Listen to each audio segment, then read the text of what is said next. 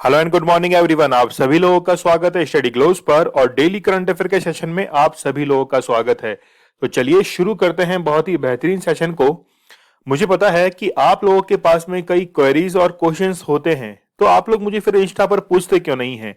जो भी क्वेश्चंस हो एग्जाम से रिलेटेड आप लोग मुझे इंस्टा पर जरूर मैसेज किया करो। तो चलिए शुरू करते हैं 17 नवंबर के बहुत ही बेहतरीन करंट अफेयर को। क्विज आप लोगों के लिए अपलोड कर दिया गया है, जरूर उसे अटेम्प्ट कीजिए। दीपक इंदौरा ऑफिशियल टेलीग्राम पर जाइए, ज्वाइन कीजिए उसे। रोजाना आप लोगों को क्विज अटेम्प्ट करना है ताकि आपके क्वेश्चंस की प्रैक्टिस होती रहे। चलिए शुरू करते हैं हम लोग। रिसेंटली आपको पता है कि ICC men's T20 world cup जो है वो अभी समाप्त हुआ है और ये खिताब जो है वो ऑस्ट्रेलिया के द्वारा जीत लिया गया है और उसमें 8 विकेट से न्यूजीलैंड को हरा दिया गया है। लेकिन अब ये क्वेश्चन तो पूछा नहीं जाएगा कि किस टीम के द्वारा जीता गया है, लेकिन क्वेश्चन पूछा जाएगा कि ये T20 वर्ल्ड कप कहां पर आयोजित करवाया गया है। यहां पर आप लोग देख सकते हैं कि ऑस्ट्रेलिया जो है वो अपने जीत का जश्न मनाती हुई और इसके साथ में ही ये यूएई और ओमान के अंदर आयोजित करवाया गया था। आपको पता है कि ऑस्ट्रेलिया ने न्यूजीलैंड को 8 विकेट से शिकस्त दी थी और पहली बार ऐसा हुआ कि जब ऑस्ट्रेलिया के द्वारा यह खिताब जीता गया। लेकिन सबसे पहले हम लोग को यूएई और ओमान की यहां पर लोकेशन क्लियर होना जरूरी है। जब भी कोई लोकेशन आती है वर्ल्ड ज्योग्राफी में तो हम लोग उसको क्लियर करते हैं। ओमान एक नेबरिंग कंट्री है यूएई का, लेकिन आप लोग ध्यान रखिए कि यहां पर ये जो छोटा सा आप लोगों को पोर्शन दिख रहा है ये ओमान का ही पार्ट है और ओमान और ईरान के बीच में यहां जो वाटर स्ट्रेट है इसका नाम जो है वो है हारमुज। काफी ज्यादा कंट्रोवर्शियल चर्चा में रहती है क्योंकि ईरान ने रिसेंटली इसको बंद कर दिया था क्योंकि यूएसए के द्वारा ईरान के ऊपर पेट्रोलियम प्रोडक्शन को लेकर कई सैंक्शंस लगा दिए गए थे और इसी बात से ईरान जो था वो नाराज था और इसके चलते जो भी जहाज हारमुज वाटर स्ट्रेट से गुजर रहे थे इसीलिए हारमुज वाटर स्ट्रेट को ईरान ने बंद कर दिया था। तो हम लोग ये कह सकते हैं कि हारमुज वाटर स्ट्रेट जो है वो ओमान की खाड़ी और यहां पर पर्शियन गल्फ दोनों को आपस में कनेक्ट करती है, दो वाटर बॉडीज को। जबकि दो लैंड बाउंड्री जो हैं लैंड बॉडीज इनको अलग करती है वो है ओमान और ईरान। तो यूएई की कैपिटल हो जाएगी यहां पर अबू धाबी और ओमान जो है इसकी कैपिटल है मस्कट। तो यहां पर एक आइलैंड आप लोगों को दिखाई दे रहा है, मशीरा आइलैंड। कई बार एग्जाम में पूछा गया है और ये एग्जाम में इसलिए पूछा जाता है क्योंकि सबसे पहली बात कि ये अरेबियन सी के अंदर स्थित है और अरेबियन सी में स्थित होने के कारण कई कंट्री जो है वो यहां पे प्रयास करते हैं कि यहां पर अपना नेवल बेस क्रिएट कर ले या एयरफोर्स बेस जो है वो क्रिएट कर ले, इसलिए काफी ज्यादा चर्चा में रहता है। बढ़ते हम लोग आगे। रिसेंटली इसका 7th एडिशन जो है वो आयोजित करवाया गया है और इसका फाइनल मैच जो है वो दुबई इंटरनेशनल स्टेडियम में आयोजित करवाया गया है। रनर अप जो टीम रही है वो न्यूजीलैंड रही है। ध्यान रखना न्यूजीलैंड जो है इसकी कैपिटल है वेलिंगटन और न्यूजीलैंड बेसिकली दो द्वीपों से मिलकर बना है और वो दोनों आइलैंड जो है नदल आइलैंड और सदर्न आइलैंड दोनों कुक वाटर स्ट्रेट के द्वारा आपस में एक दूसरे से अलग होते हैं। आपको पता होगा कि रिसेंटली कुक वाटर स्ट्रेट को पार करने वाला 150 किलोमीटर की उड़ान जो थी वो एक इलेक्ट्रिक जो एयरक्राफ्ट था उसने भरी थी और इसीलिए ये कुक वाटर स्ट्रेट जो है वो काफी ज्यादा चर्चा में रहा है। आईसीसी की यदि हम लोग बात करें तो इंटरनेशनल क्रिकेट काउंसिल इसका नाम है। एस्टेब्लिश किया गया था 15 जून 1909 को। काफी पुराना ये एक संस्था है। हेडक्वार्टर्स हैं दुबई के अंदर और इसके प्रेसिडेंट जो हैं वो ग्रेग बार्कले हैं, काफी इंपॉर्टेंट हैं और न्यूजीलैंड से ही इनका संबंध है। चलिए अगले क्वेश्चन की तरफ हम लोग बढ़ते हैं कि रिसेंटली हबीबगंज रेलवे स्टेशन जो है इसका नाम चेंज कर दिया गया है। नाम बदलने की परंपरा जो है वो भारत की कई वर्षों पुरानी है। हर बार जिस पॉलिटिकल पार्टी को किसी नाम से प्रॉब्लम रहती है तो अपना नाम जो है वो चेंज कर लेती है, मतलब पार्टी का नहीं उस जगह का नाम चेंज कर लेती है। ठीक है, तो यहां पर नाम चेंज करने से कुछ भी नहीं होगा, कम से कम उस रेलवे स्टेशन का सुधार तो आप लोगों को करना ही पड़ेगा। इसलिए यहां पर नया नाम जो है वो रानी कमलापति रेलवे स्टेशन कर दिया गया है और रिसेंटली प्रधानमंत्री नरेंद्र मोदी जी के द्वारा इसका इनॉग्रेट किया गया है। कई सारे नाम चेंज किए गए देखेंगे अभी हम लोग। तो रिसेंटली यहां पर भोपाल में रानी कमलापति रेलवे स्टेशन का उद्घाटन किया गया है और अब पहले जो इसका नाम था हबीबगंज रेलवे स्टेशन, बहुत पुराना नाम था ये, और यहां पर वर्ल्ड क्लास फैसिलिटीज जो हैं वो प्रोवाइड करवाई जाएंगी। तो 1905 के अंदर ये रेलवे स्टेशन बनकर तैयार हुआ था। शाहपुर के नाम से ये जाना जाता था और 1979 में इसका नाम हबीबगंज रेलवे स्टेशन कर दिया गया था। अच्छा, हबीबगंज रेलवे स्टेशन वही रेलवे स्टेशन है जो कि भारत का सबसे पहला प्राइवेट कंपनी के द्वारा ऑपरेट किया जाने वाला रेलवे स्टेशन भी बना था। तो रानी कमलावती गौड़ समुदाय की रानी थी और इन्होंने अपने आत्मसम्मान के लिए जल समाधि भी ले दी थी। देखिए, राजस्थान के अंदर एक बहुत चर्चित एक यहां पर शब्द है जिसको कहा जाता है जोहर। ठीक है, एक तो होता है जोहर, ठीक है, और एक शब्द है साका। तो होता क्या है, बेसिकली साका जो है वो राजस्थान में काफी फेमस है। तो साका उसे कहा जाता है कि जब रानी जो थी, रानी अपने आत्मसम्मान के अंदर आग की एक समाधि बनाकर उसमें बैठ जाती थी, तो इसे जोहर कहा जाता था। ठीक है, जबकि केसरिया, जब भी कोई वीर युद्ध में उतरता था और वो अपनी प्राणों की आहुति दे देता था तो उसे कहा जाता था केसरिया। तो केसरिया और जोहर मिलकर कहलाते थे साका। तो राजस्थान के अंदर कई साके जो हैं वो फेमस हुए हैं, लेकिन बात कर रहे हैं हम लोग महिलाओं के, रानियों के आत्मसम्मान की। तो इसीलिए इसी आत्मसम्मान के लिए कमलापति यानी कि रानी कमलावती, जो कि गौड़ समुदाय से रिलेट करती थी, उन्होंने जल समाधि ले ली थी। कुछ के नाम चेंज किए गए हैं, जैसे रिसेंटली बहुत फेमस है, फेसबुक का नाम मेटा कर दिया गया है। फैजाबाद रेलवे स्टेशन का नाम अयोध्या केंट कर दिया गया है। माउंट हैरियट जो है बहुत इंपॉर्टेंट, ये मान के चलिएगा कि एग्जाम में जरूर ये क्वेश्चन पूछा जाएगा। तो माउंट मणिपुर जो है इसका नाम कर दिया गया है और अंडमान निकोबार के अंदर स्थित है। ठीक है, चलिए, जिम कॉर्बेट नेशनल ये जो टाइगर रिजर्व है, रामगंगा नेशनल पार्क, इसका कर दिया गया है भारत का सबसे पहला ये एक नेशनल पार्क है और 1936 के अंदर इसको एस्टेब्लिश किया गया था। Rajiv Gandhi national park, Orang national park, इसका नाम अब कर दिया गया है। बढ़ते हम लोग अगले क्वेश्चन की ओर। रिसेंटली इंटरनेशनल लॉ कमीशन के अंदर इलेक्ट किया गया है भारत के बिमल पटेल को। तो बिमल पटेल जो हैं इनको अपॉइंट किया गया है। अच्छा, केवल आप लोग लॉ कमीशन का मीन समझिए। मान लीजिए कि हम लोग भारत के अंदर किसी विधि आयोग का बात करते हैं, तो लॉ कमीशन क्या काम करता है? बेसिकली लॉ कमीशन का काम है कि भारत के अंदर ऐसी विधि व्यवस्था को स्थापित किया जाए जिससे भारत के हर नागरिक को, हर सिटीजन को एक बेहतर न्याय, त्वरित न्याय यानी कि क्विक जस्टिस जो है वो मिल सके। ठीक इसी तरह से इंटरनेशनल लॉ कमीशन जो है वो काम करता है और रिसेंटली बिमल पटेल जो है वो यहां पर इलेक्ट हुए हैं। 5 साल का इनका टेन्योर रहेगा और 1 जनवरी 2023 से इनका टेन्योर ये शुरू हो जाएगा। यहां तक कि 192 जो मेंबर्स थे उनमें से 163 का वोट इन्हें हासिल हुआ और एशिया पैसिफिक ग्रुप में किसी उम्मीदवार को मिले सबसे ज्यादा वोट ये थे। तो बहुत आपको इंपॉर्टेंट इसको याद रखना है, बिमल पटेल जो हैं ये इसका करेक्ट आंसर रहेगा। हम लोग बात करें इंटरनेशनल लॉ कमीशन की, हेडक्वार्टर्स है जेनेवा स्विट्जरलैंड के अंदर और एस्टैब्लिशमेंट जो है वो 1947 के अंदर किया गया था। क्या आप लोग मुझे बता सकते हैं कि जेनेवा के अंदर और कौन कौन से इंस्टीट्यूशंस के हेडक्वार्टर्स हैं? दो मैं आप लोग को बता देता हूं, WHO, WTO। तो इनके अलावा और कौन कौन से हेडक्वार्टर्स जो हैं वो जेनेवा के अंदर स्थित है, मुझे आप लोग कमेंट सेक्शन में जरूर बताइएगा। टॉप 5 अपॉइंटमेंट्स की हम लोग बात कर लेते हैं। ये भी काफी इंपॉर्टेंट है क्योंकि रिसेंटली ये अपॉइंट किए गए हैं प्रमोद चंद्र मोदी, जो कि न्यू सेक्रेटरी जनरल बने हैं राज्यसभा के। फिर देखिए, new director general of national disaster response force जो है NDRF के अतुल करवाल को बनाया गया है।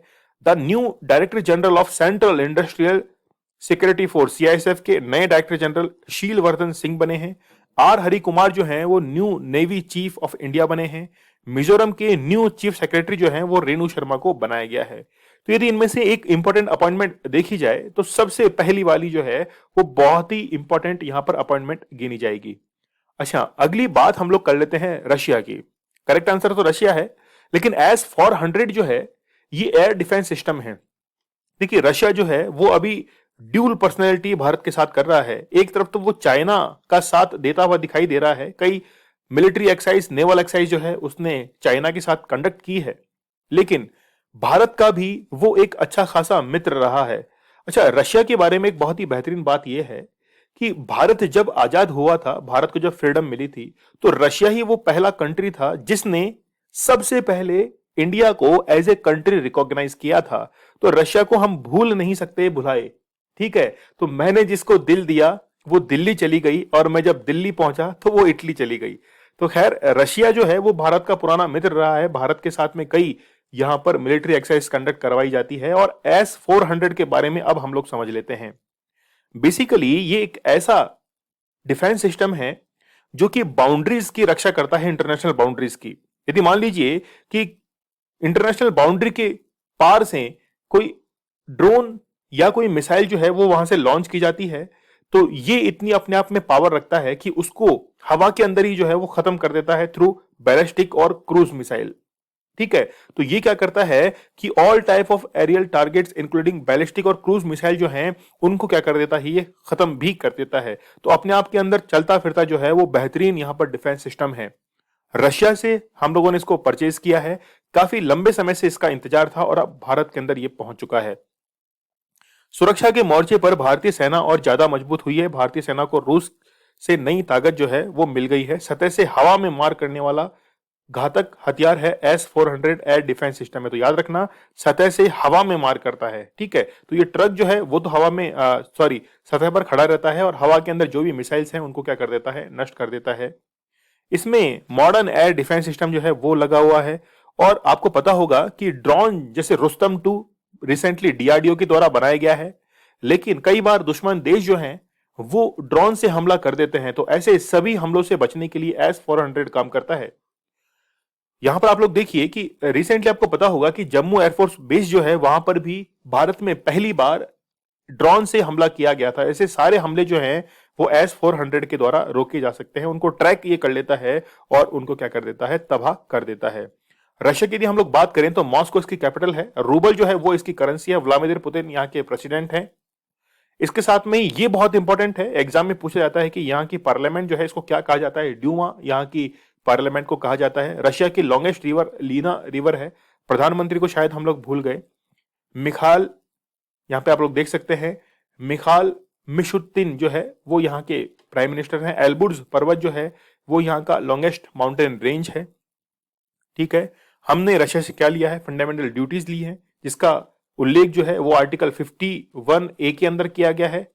ठीक है, इसके साथ में ही 5 ईयर प्लान जो है वो भी रशिया की ही देन है, जो कि भारत में 1951 से शुरू हुए थे। अब तो 5 ईयर प्लान जो है वो खत्म हो चुके हैं। एनुअली यहाँ पर प्लान नीति आयोग के द्वारा रिलीज किए जाते हैं। अगला क्वेश्चन देखिए, इंपॉर्टेंट है। रिसेंटली कैसरे हिंद जो है वो एक स्टेट बटरफ्लाई है, और स्टेट बटरफ्लाई किस स्टेट के द्वारा अनाउंस किया गया है, तो यहाँ पर अरुणाचल प्रदेश के द्वारा इसे स्टेट बटरफ्लाई अनाउंस किया गया है। यहाँ पर आप लोग देख सकते हैं लगभग 7 से 8 रंग जो हैं वो इसमें पाए जाते हैं। काफी बड़े विंग्स जो हैं वो इसमें पाए जाते हैं। उत्तराखंड की तितली आपको पता होगा कि गोल्डन बर्ड विंग जो है वो भारत की सबसे बड़ी तितली है। मैं वापस रिपीट करता हूं, यदि पूछा जाए कि भारत की सबसे बड़ी बटरफ्लाई कौन सी है तो गोल्डन बर्ड विंग आप लोग को याद रखनी है। और केसरी हिंद का मीन्स क्या होता है, यानी कि सम्राट, जो सर्वोच्च होता है, सम्राट होता है जिसमें किसी दुश्मन को हराने की ताकत रहती है, उसे सम्राट कहा जाता है और इसे ही कहा जाता है केसरी हिंद। और यही उपाधि जो थी वो गांधी जी को भी दी गई थी, लेकिन उन्होंने वापस ब्रिटिशर्स को लौटा दी थी। ठीक है, तो चलिए, अरुणाचल प्रदेश जो है इसने बटरफ्लाई, इसको स्टेट बटरफ्लाई अनाउंस किया है। यहाँ के जो चीफ मिनिस्टर हैं वो पेमा खंडू हैं और 13 नवंबर को ही ये अप्रूवल दी गई है। ठीक है, चलिए, यह एक स्वालो टेल बटरफ्लाई है। स्वालो टेल का मीन्स होता है कि ये जो है इसके विंग्स काफी बड़े हैं और 7 से 8 कलर जो है वो इसके अंदर पाए जाते हैं। ये बेसिकली चीन के अंदर पाई जाती है। अरुणाचल प्रदेश की राज्य तितली के रूप में इसे अप्रूवल दे दी गई है। केसरी हिंद को वैज्ञानिक रूप से टिनोपाल्पस इंपीरियलिस के रूप में जाना जाता है। इसका अर्थ होता है भारत का सम्राट। और तितली का पंख जो है जिसके कारण इसको जाना जाता है वो 90 से 120 mm के आसपास में होता है। ठीक है, तो ये नेपाल, भूटान, लाओस बेसिकली एक लैंडलॉक कंट्री है, म्यांमार, दक्षिणी चीन सागर, ठीक है, दक्षिणी चीन और वियतनाम में भी ये पाई जाती है। IUCN की अभी ये रेड लिस्ट के अंदर है, ये आप लोग जरूर याद रखना। और 1972 का जो वाइल्ड लाइफ एक्ट है, इसकी जो शेड्यूल 2 है इसके अंदर इसको काउंट किया जाता है। इसका शिकार जो है वो इलीगल है। चलिए अगले क्वेश्चन की तरफ हम लोग बढ़ते हैं। बात की जा रही है यहां पर कि लोगों को कानूनी सलाह और परामर्श देने के लिए रिसेंटली भारत के कानून मंत्री किरण रिजिजू के द्वारा क्या दिया गया है, एक ऐप जो है उसको लॉन्च किया गया है। नाम है citizen tele law mobile app. अच्छा, यहां पर कानूनी सलाह की बात की जा रही है, तो सरकार जो है वो कानूनी सलाह देने के लिए इतना बेताब क्यों है। यहां पर आप लोग देख सकते हैं लॉन्च किया गया है टेली लॉ को, लेकिन सबसे पहले आप लोग को याद करने की जरूरत है आर्टिकल नंबर 39A।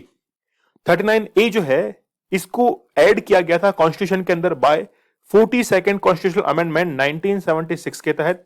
और इसके तहत यह कहा गया है कि provides for free legal aid to poor and weaker sections of the society and ensure justice for all.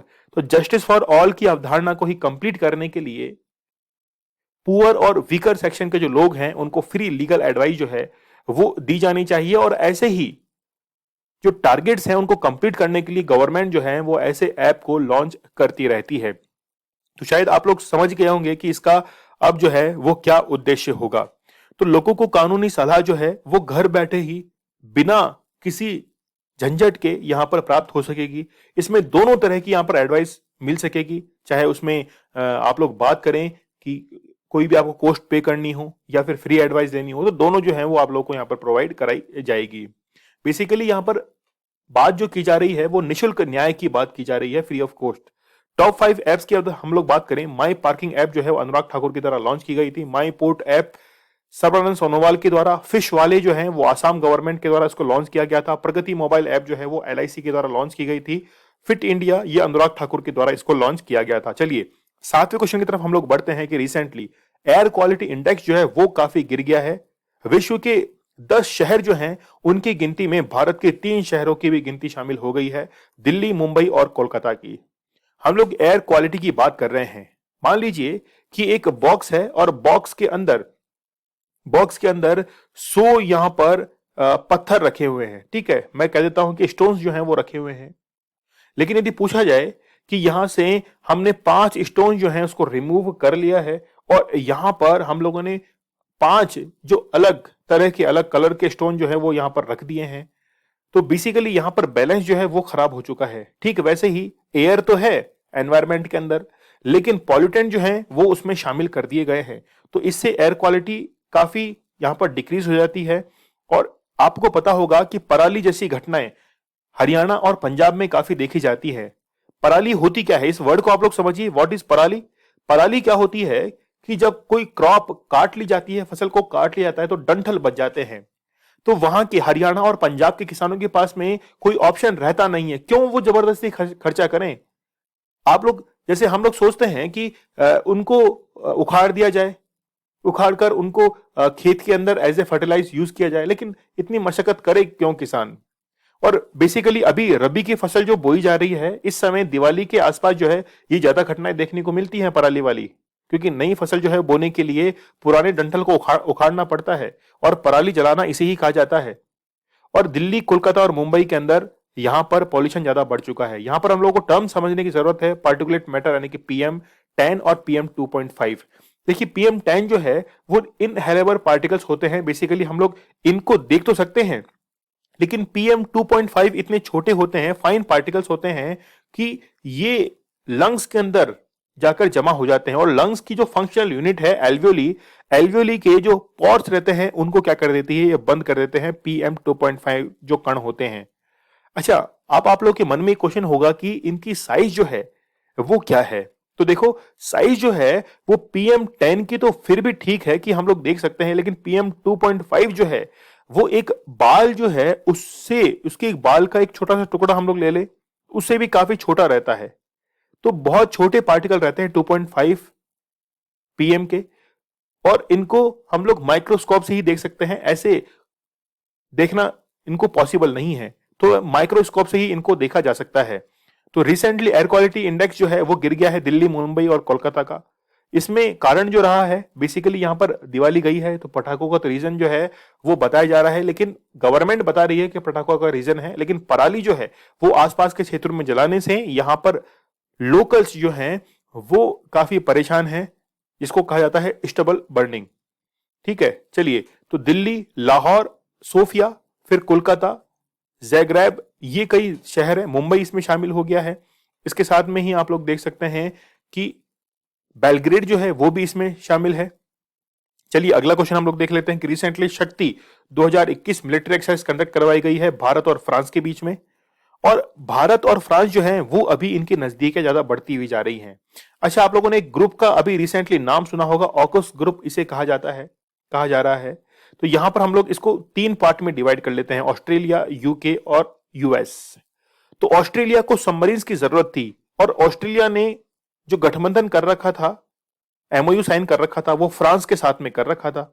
लेकिन अब प्रॉब्लम क्या हुई कि ऑस्ट्रेलिया ने इसको इन देशों से परचेज कर लिया, यूएस से परचेज कर लिया सबमरीन्स को। तो फ्रांस जो था, जो डील फ्रांस के साथ में हुई थी, वो तो कैंसिल हो गई। अब होना क्या है कि इंडियन जो ओशन है, पैसिफिक ओशन जो है, वहां पर मजबूती बनाए रखने के लिए भारत और फ्रांस जो है वो काफी नजदीक आ चुके हैं। ठीक है, तो भारत और फ्रांस के बीच में रिसेंटली शक्ति 2021 मिलिट्री एक्सरसाइज जो है वो कंडक्ट करवाई गई है। फ्रांस का मैप यहां पर देखना जरूरी है। फ्रांस जो है, इसकी कैपिटल है पेरिस, और फ्रांस और स्पेन के बीच में एक पर्वत है, पिरेनीज पर्वत। ठीक है, जो कि दोनों की बाउंड्री जो है यहां पर इसको शो करता है। फ्रांस और इटली के बीच में यहां पर है आल्प्स। फ्रांस और स्विट्जरलैंड के बीच में भी माउंटेन है। तो यहां पर फ्रांस जो है वो अपने नेबरिंग कंट्रीज के साथ में एक बेसिकली माउंटेन से यहां पर अलग होता है। मेडिटेरियन सी जो है वो यहां पर स्थित है। इसके साथ में ही Atlantic Ocean, north Atlantic Ocean जो है वो भी फ्रांस को टच करता है। तो बहुत अच्छी लोकेशन पर जो है वो ये स्थित है। इंग्लिश चैनल को भी यहां पर टच करता है। तो इंग्लिश चैनल जो है वो बेसिकली यूके और फ्रांस के बीच में है। ठीक है, तो कई बार इंग्लिश चैनल को पार करने के रिकॉर्ड जो है वो भी बनाए जाते हैं। चलिए बढ़ते हैं हम लोग आगे। तो रिसेंटली 15 नवंबर 2021 को फ्रांसीसी सेना के साथ द्विवार्षिक यानी कि एक वर्ष में 2 बार आयोजित करवाया जाता है और छठा संस्करण इसका है। भारत और फ्रांस के बीच में 15 नवंबर से 26 नवंबर के बीच में ये युद्ध अभ्यास जो है वो आयोजित करवाया, यानी कि अभी चल रहा है और 26 नवंबर को खत्म होगा शक्ति 2021। और शक्ति अभ्यास का अंतिम संस्करण जो है वो 2019 के अंदर आयोजित करवाया गया था, राजस्थान के माजन फील्ड के अंदर। ठीक है, इस अभ्यास में भारतीय सेना का प्रतिनिधित्व गोरखा राइफल्स की टुकड़ी कर रही है। इसकी एक समृद्ध विरासत है जो इसकी सैन्य वीरता और सर्वोच्च बलिदान को चिन्हित करती है।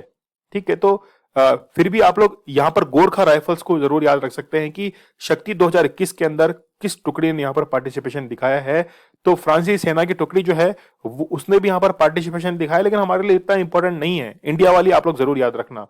चलिए नेक्स्ट देख लेते हैं हम लोग। रिसेंटली न्यू हेड जो हैं वो चुने गए हैं नेशनल क्रिकेट एकेडमी के, और उनका नाम है वीवीएस लक्ष्मण। आप लोग जानते हैं कि इनको रनिंग की मशीन कहा जाता है। इन्होंने कई बार जो है वो 200 मारे हैं और नेशनल क्रिकेट एकेडमी के ये हेड जो हैं वो अब बनने वाले हैं। इनसे पहले जो थे वो द्रविड़ इस पोस्ट पे थे, अब बनेंगे वीवीएस लक्ष्मण। और द्रविड़ जो है वो अब हेड कोच इंडियन टीम के बना दिए गए हैं। महिला टीम के कोच कौन है, आप लोग मुझे कमेंट सेक्शन में बताइए कि वुमेन्स क्रिकेट टीम जो है इसके कोच का नाम क्या है, मुझे कमेंट सेक्शन में बता दीजिए। लक्ष्मण फिलहाल आईपीएल में सनराइजर हैदराबाद के मेंटोर भी हैं। इसके अलावा उन्होंने इस साल के शुरुआत तक बंगाल क्रिकेट एसोसिएशन के बल्लेबाज सलाहकार के रूप में भी काम किया था। नेक्स्ट क्वेश्चन देखिए, भारत के किस राज्य में 15 से 19 नवंबर 2021 तक इनोवेटर्स और स्टार्टअप्स के लिए इंडिया टेक्नोप्रेन्योरशिप का सीरीज का आयोजन जो है वो किया जा रहा है? तो केरला के अंदर बेसिकली इसका आयोजन किया जा रहा है। इनोवेशन को बढ़ावा देने के लिए, स्टार्टअप्स को जो है वो बढ़ावा देने के लिए इसका आयोजन 15 नवंबर से शुरू होकर 19 नवंबर तक चलने वाला है। और इसके अंदर जितने भी स्टार्टअप्स हैं, इसके साथ में इनोवेटर्स हैं जो नए नए आइडिया दे सकते हैं, उनको यहां पर इन्वाइट किया गया है। यह पहल जो है वो यहां पर इनोवेशन और सहयोग के लिए एक मंच प्रदान करेगी ताकि कंपनियां जो हैं वो इसको क्या कर सकें, यहां पर हायर कर सकें, जो युवा है, यूथ है, उनको हायर कर सके, इसलिए ये कनेक्ट करवाया जा रहा है। इसका एजेंडा क्या है? एजेंडा देखिए कि यहां पर जितनी भी सरकारी प्रतिनिधि हैं उनको शुरुआती चरण में स्टार्टअप्स की काफी जरूरत पड़ती है। तो ऐसे स्टार्टअप्स को यहां पर गवर्नमेंट के द्वारा क्या किया जाएगा, इनवाइट भी किया जाएगा। केरला के लिए हम लोग बात करें तो आरिफ मोहम्मद खान यहाँ के गवर्नर हैं, कैपिटल है तिरुवनंतपुरम, चीफ मिनिस्टर हैं पिनराई विजयन, और फाउंड किया गया था 1 नवंबर 1956 को। बेसिकली 1956 के अंदर भारत के राज्यों का एकीकरण किया गया था, गठबंधन यहां पर किया गया था। 16 नवंबर के हम लोग एमसीक्यू को रिवाइज कर लेते हैं। कौन सा देश COP 28 2030 की मेजबानी करेगा? तो यूएई। और यदि 2022 के लिए पूछा जाए तो इजिप्ट आप लोगों को करना है। रुस्तम 2 जो है वो डीआरडीओ के द्वारा सफल परीक्षण किया गया है। जूनियर पुरुष हॉकी विश्व कप 2021 की मेजबानी उड़ीसा के द्वारा की जा रही है। विश्व मधुमेह दिवस जो है वो 14 नवंबर को सेलिब्रेट किया जाता है। यहां पर आप लोग देख सकते हैं सर्वश्रेष्ठ वन्य जीव स्थल यानी कि destination, best adventure tourist destination, best spiritual place जो है वो उत्तराखंड को रिसेंटली अनाउंस किया गया है। 2021 में गुटनिरपेक्ष आंदोलन की कौन सी वर्षगांठ मनाई गई है? तो 60वीं वर्षगांठ यहाँ पे मनाई गई है। हाल ही में किस राज्य के वायनाड जिले में नोरो वायरस का मामला देखा गया है? तो वो है केरला। हाल ही में किस राज्य में स्थित भद्राचलम को आईआरसीटीसी की रामायण सर्किट ट्रेन के अंदर जोड़ा गया है? तो वो है तेलंगाना के अंदर स्थित है। बर्मिंघम 2022 राष्ट्रमंडल खेलों में किस नए खेल को शामिल किया गया? तो वुमेन्स क्रिकेट को शामिल किया गया है। नवंबर 2021 में किसने राज्यपालों और उपराज्यपालों के 51वें सम्मेलन को संबोधित किया है? तो वो है प्रेसिडेंट रामनाथ कोविंद। ये कल का हमारा स्टडी क्लोज क्वेश्चन था कि एप्पल को पीछे छोड़कर दुनिया की सबसे मूल्यवान कंपनी जो है वो माइक्रोसॉफ्ट बन चुकी है, क्योंकि एप्पल के शेयर्स यहां पर डाउन हुए थे और माइक्रोसॉफ्ट ने यहां पर बाजी मार ली, फर्स्ट पोजीशन इसने हासिल कर ली। आज का क्वेश्चन आप लोग के लिए है कि रिसेंटली आपको पता है टोक्यो ओलंपिक्स हुए थे और वहां पर भारतीय पुरुष हॉकी टीम ने कई सालों के बाद, बहुत सालों की कड़ी मेहनत के बाद इन्होंने यहां पर पदक जीता। आपको बताना है कि वो जो मेडल है वो मेडल कौन सा जीता गया था, गोल्ड, सिल्वर, ब्रॉन्ज। आपको बताना है तीनों में से क्या आंसर रहेगा। चौथा तो हो ही नहीं सकता है ना, तीन तो आप लोग को बताना ही है, तीनों में से क्या आंसर रहेगा। आप लोग मुझे इंस्टा पर फॉलो कर सकते हैं, क्वेरीज पूछिए, जो भी आपको प्रॉब्लम है जरूर पूछिएगा। आप लोग मुझे इंस्टा पर फॉलो कर सकते हैं। इसके साथ में लेक्चर की पीडीएफ आप लोगों को दीपक इंद्र ऑफिशियल टेलीग्राम चैनल पर अवेलेबल करवा दी जाती है। क्विज आप लोग को अटेम्प्ट करना नहीं भूलना है और टेलीग्राम को चैनल को जरूर ज्वाइन कीजिएगा। स्टडी क्लोज आप लोगों के लिए बहुत ही बेहतरीन कंटेंट लेकर आता है। नॉलेज इज पावर, ये हमारी टैगलाइन है। तो चलिए कल मिलते हैं हम लोग बहुत ही बेहतरीन लेक्चर के साथ। तब तक के लिए धन्यवाद। Thank you.